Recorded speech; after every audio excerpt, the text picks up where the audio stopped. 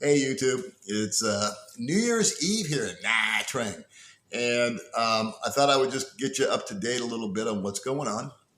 First of all, I put a little feeler out there as to what you guys would want to see on the channel, and it came back pretty unanimous that you want me to talk a little bit more about Baby May. So we'll be doing that in the future. And before I leave here in Vietnam, I'm going to be bugging out in a few days. I will do a tour of Gary's apartment. We'll do that in a separate video because people have been wanting to see that. What else? Well, it's New Year's Eve, so Happy New Year if I don't talk to you before then or after that. And so I'm hanging out here. It's kind of like the last few days with Gary. And yeah.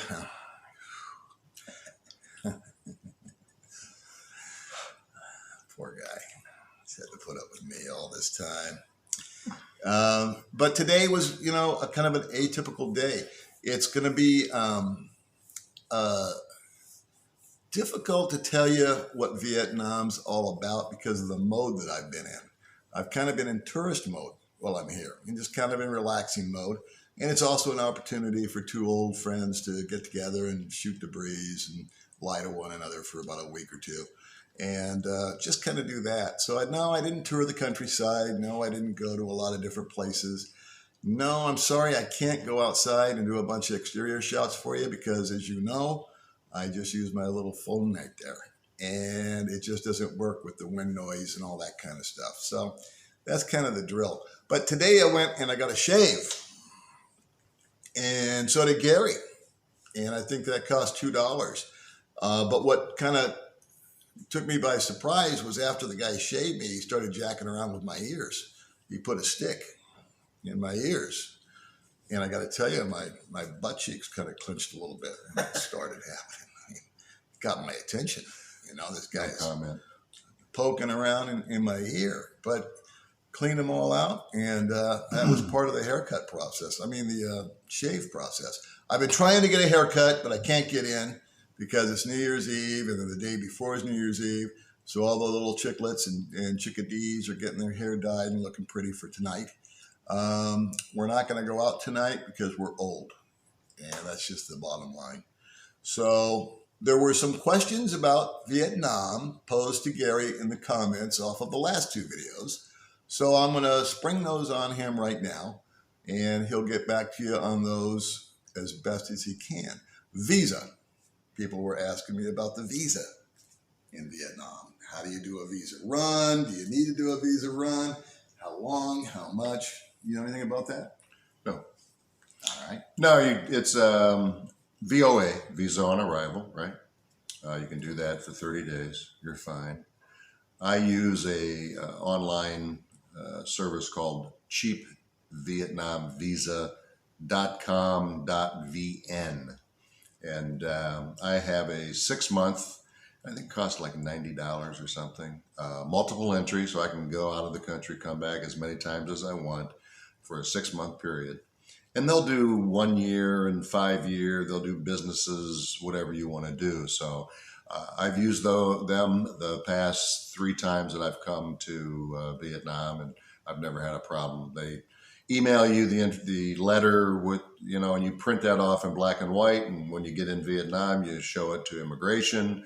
They stamp it, and there's a small fee. How much was that? What happened to me was there's a separate deal for the visa from going through immigration. And of course, I went the wrong way. I went to immigration first, stood on the line, and the guy said, no, you got to go over there first. So there's a separate area where you go and you buy this so-called visa. And I paid $50 for a 30-day multiple entry. So yeah, that's what I did, 30-day multiple entry. So I can come and go for the next 30 days without having to go through the process again. And it was $50. But when you first arrive in Vietnam, if you have an American passport, I don't know about other countries. From what I understand, when I bring Baby May over here to go for a visit, she can scoot right through on her Filipino passport. But anyway, you go over there and you stand in yet another line, and you have to have a letter of invitation or something to that effect from Vietnam, which is what he's referring to in the deal that you download. And then there's about 4 or 5 pages that you print out with your name, your address, your sex, your age, your nationality, a couple of references, etc., etc., etc.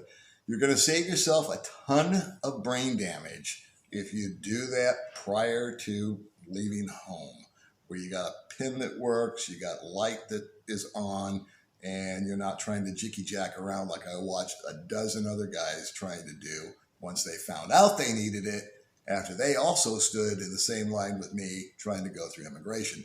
I know that's long-winded, but it's to save you guys time and energy and frustration.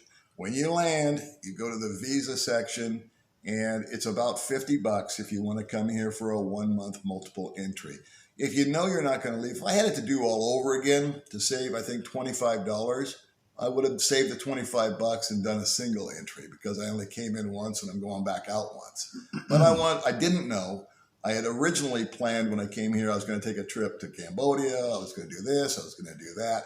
And it just never happened. I've been playing tourist and eating delicious food that I can't get in the Philippines. And that's basically what I've been doing. So, Gary, what do you want to tell these people? You got any words of wisdom before we... Accommodations when you're coming over here. There's another website that I use called NaTrangRenting.com. By the way, I don't get paid for any, referring any of this. That's just who I personally use. And also on Airbnb, there are companies where I'm staying now. It's an actual company. It's called Handy Holidays or something like that. And through Airbnb, and I got a hold of the person, the manager. Actually, they have several apartments that they rent out. And great people, Handy Holidays. They're right on the spot. Got me a motorbike. They answer my questions on where to go to do this, where to go to do that. Because Nha Trang has changed. It really has exploded in the past. I haven't been here for like over 5 years, 5.5 years, and it's really grown. It's not really not the same businesses on the same street where I used to live. So, and it's a good thing. It's not overcrowded. It's very manageable. You can get on a motorbike. Evenings, of course, there's the local population. They're out and about, so traffic is a little worse in the evenings. But during the daytime, it's all good. It's all good. So I'd do Airbnb. You can look at that, and also NaTrangRenting.com. They have a lot of apartments with pictures and how big and the amenities and how much, and long term is available, short term is available, and like that. So that's it for the food here. I mean, you can go on TripAdvisor. There are some great suggestions on TripAdvisor of where to eat and the types of food. It's really good food here, very diverse. I've mentioned before, you can spend as little as you want, or you can, the Sheratons, the Costa, the Marriotts, all of those guys are here. So if you want to spend big money, you can. If you want to eat local, in the area where I live here at Oceanus Building is what it's called, by Hon Chong, Honchong, 2 words. Many, many local restaurants here, and you can get by for, last night for dinner, I think we had soup, $2. Fun. Really nice, really nice. Good. So $2 at a local place in the building here, the complex. So even that's a little bit more. You can get these little sandwiches for like 50,000 dong, which is $2. $2. Yeah, $2 for that. So you can spend as little as you want or as much as you want. And it's a real family atmosphere. Paul and I were talking earlier about, there's nobody walking around drunk. Yeah. I lived in Phuket, Thailand for 3.5 years, Bangkok for about a year. The people, I mean, I don't want to trash it or anything, but it's a party town. How about that? Phuket. It's a party town. Bali was terrible. Bali. It was almost like trailer park trash, just drinking on the street, guys and girls drinking. And I don't drink, I'm a non-practicing alcoholic, actually. It's been 30 some years. I don't mind being around people that have a drink. That's fine. You can have 2 or 3 drinks, no problem. But, when they're just pounding, they're acting stupid, they're loud, they're obnoxious, they're aggressive, and then I rise to the occasion type thing. It's not good. So it's another reason I don't go out that much at night. That's when all the amateurs are out there, and I don't want to be associated with them. And bad things happen to good people, right? So it's not a party town here in Nha Trang. It's families and nice tourists. I mean, there's bad tourists, I guess, and not so I nice. haven't seen any nonsense. I No, mean, no fighting, no yelling, no screaming. The tuk-tuk drivers in Phuket were just fighting about how much the fare was. Here we take Grab, or even there's taxis right outside the complex here. They don't argue with you. They don't try and rip you off or anything like that. It's just a nice, congenial place to be. The other night we had dinner on the beach. Australian beef hamburgers was just a home run. Beautiful setting, sunset, all that kind of thing. It's great here. The temperature this time of year is very nice. It's not real humid. I would suggest coming here. It is the rainy season. Since Paul's been here, luckily there's no rain whatsoever. Now, before he got here, for about 3 or 4 days, it had been raining on and off. And when I'd be on my motorbike and get a little wet, that's only water. Okay, it's just don't flip out. But the rain is more of a mist. It comes down, then it stops for 2, 3, 4, 5 hours. Then it might mist again, and then it stops for another 2, 3, 4, 5 hours. It's no big deal. That's really about all I got. I love it here. My view is slanted. This will be my home away from home because of the prices, and it's very modern. The people are nice. They're not overly nice. I hear in the Philippines that the people are very, very congenial there. There's no hatred here. People ask me about the war, the Vietnam War, since I'm from America, and that was my era. I graduated in 1969. I never was in the war. I volunteered, but I was in a car accident, cracked a couple of vertebrae in my neck, and I don't know what happened to my head, my brain. I think, a little damage there too, if you get to know me. But, there's no animosity here. In the school, they count that as the Great War. And it was mostly the North Vietnam against Southern Vietnam, Hanoi against, Saigon, or Ho Chi Minh, as they now call it. But there's no animosity. Nobody ever mentions it. Nobody talks about it. It's just something that happened, and that's that. There's a nice French influence here with the sandwiches, the baguettes. That's very popular, and it's just a nice place to be. Sunshine, rainbows, beach. If you're not a beach person, I wouldn't come here. But if you like the beach, it's beautiful, turquoise green water. I keep saying that, but I'm not going to mention this time that I have a color TV. Last time I mentioned I had everybody. I had quite a few comments. Oh, living large, huh? You got a color TV. This guy knows how to roll. I don't know where that came from off the top of my head, but it's a nice place to be. I would recommend anybody to come here. The manicuring on the parks is phenomenal. I'm always pointing that out to Paul. It's like, look at this. They're out there just trimming, and everything has a design to it. It's just not flat cut. They're peaks, and it's very artistic the way they trim. Not 1 or 2 trees, but the whole park system and the whole promenade all the way down is very, very nice. So. Perfect. I think that's about all I got. I don't know if you had any other questions. Well, I was just going to comment on your comment, is that my experience here was I came here on vacation, and vacation is primarily meant to be a change of your day-to-day routine. And boy, was I successful. It was 100% reversal of what I experienced in Duma. And I love the Philippines, and I love Dumaguete, and I love the people there. And Baby May's over there, and a lot of my friends are over there. And so this was an awesome break from that, because it is just the polar opposite of the Philippines. It's clean. It's not zero, but it's very low pollution. Right. The traffic is very manageable. The weather, I think I just got lucky. I know that it's going to get hot and humid here, and it's going to get funky and tropical, but I've just been friggin' lucky. It's been like 75 degrees or 28 Celsius, however you want to measure it. And the food options here have been just off the hook. And I'm getting just as fat as a tick as usual. And no, I'm not going to go on a diet in 2020. But that was just what got done here. It was completely different from the Philippines. I kind of softened my stance a little bit on the people when I was initially here. The first 3 or 4 days, I thought the people were kind of not unfriendly, but they just weren't overly friendly. And what I realized my mistake is I was looking at a lot of Chinese tourists getting off of the bus, and they were pissed off about something. And as I've watched the locals interact with one another, I see a lot more playfulness, and I see a lot more smiles, and I see a lot of love going on with the children. That's similar to the Philippines. People have asked me in the comments, are Gary and I brothers? And the short answer is no.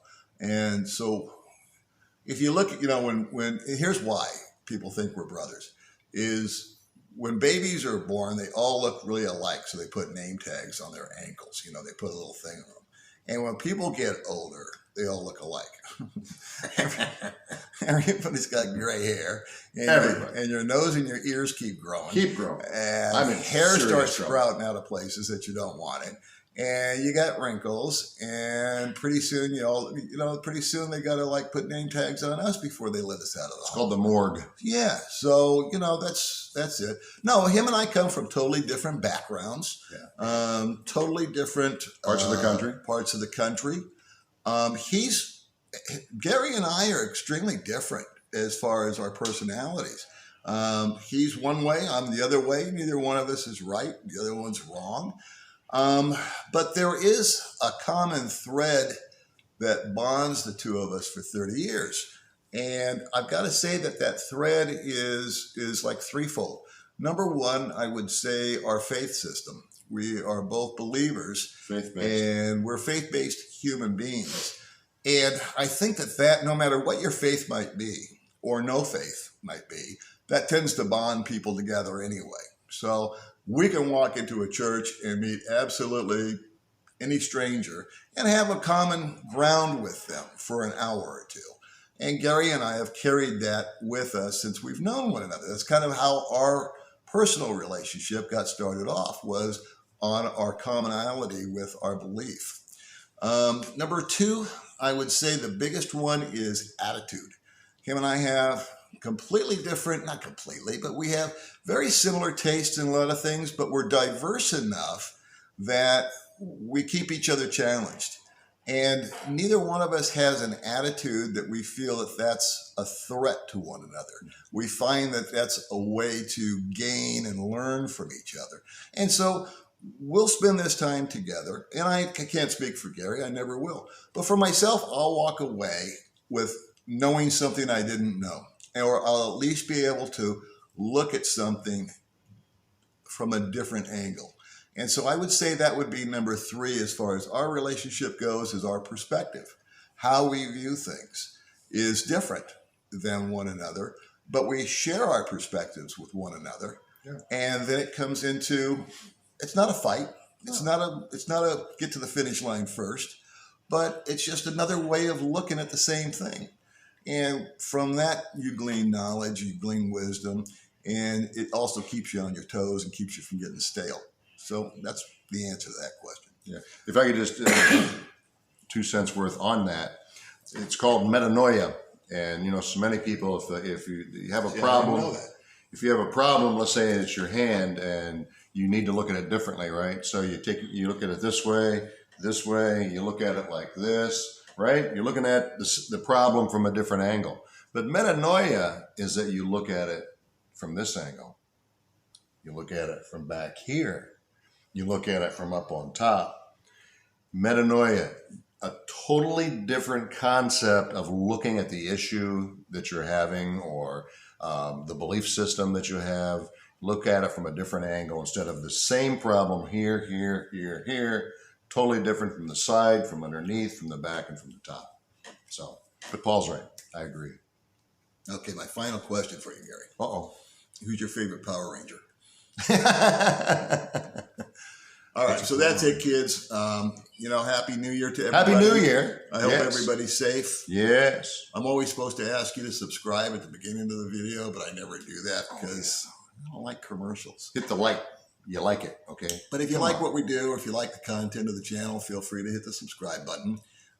We're still running 50% off sale this week on all subscriptions, so make sure you get in now. Okay, while savings last. Next year, it's going to be a lot more money. A lot more. And I answer all questions too. Yeah. Got any comments from me? I'll answer you. I'll tell you exactly how I feel. And in the future, I've got, I think I did already tell you guys this, but I'm going to do a little thing about Baby May. That was the deal. And then I also had a comment from a Filipina that was the most awesome comment. And one of the videos coming up, I'm going to read her comment because it was a criticism of my channel. But it was done very respectfully and very tastefully. And again, it was another perspective of what I'm doing. And it was like, wow, she's right. So I've been chatting with her on Messenger. And I'll ask her permission before I do the video. I'm sure she'll say sure. And I'm going to read her comment out loud and go over what she doesn't like, what she disagrees with, and what she does agree with. So we'll go over that. I also want to do that with more comments. So if you guys have a constructive criticism, if you guys have, I don't really, suggestions are fine, but just so you guys know, I don't go outside and ride my scooter around, and I don't review restaurants, and I don't review hotels, and I don't do, a lot of that other stuff. That's out there already. So anyway, Baby May is coming up, and comments from subscribers is coming up. And Gary and I both want to wish you a bright, successful, happy 2020. May God bless you. Amen. May God keep you. Yes. And may you live, love, and laugh in 2020. See you guys later. Bye-bye.